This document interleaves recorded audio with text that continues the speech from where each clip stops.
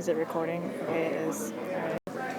This is Moral Equivalence, which is a logical fallacy by Katie Smotherman and Brian Funk.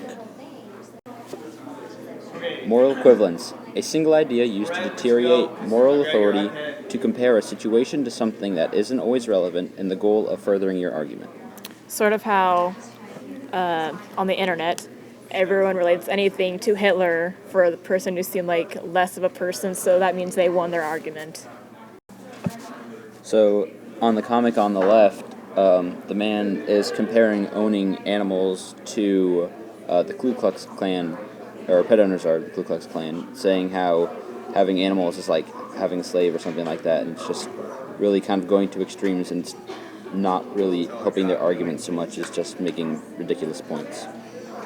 And on the comic on the right, it's referring to Saddam Hussein and the extremist radicals of the Islam faith, and it's saying our religion is peaceful and anyone who says different will be killed, which is very extreme, and it's like a moral equivalent saying we're peaceful, but if you don't think we are, I'm going to kill you, which is kind of making fun of the extremists that are the Islam faith.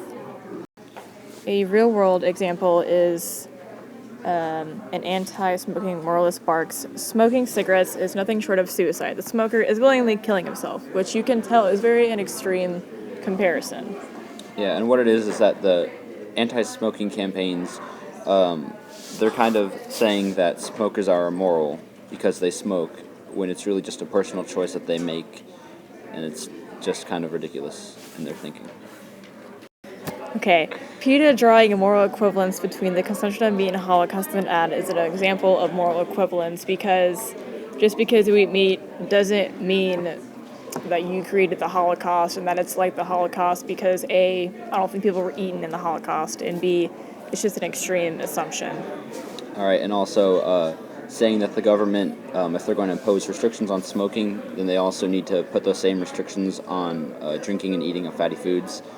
I mean, those are just comparing unrelated things again, just to try and further an argument, which isn't really working. It's just kind of a last-ditch effort that doesn't make sense. And that one is sort of more of a logical moral equivalence, but it's kind of a thing where is that realistic, which is gives it the moral equivalence fallacy. And these are our citations for our facts and our presentation. Thank you.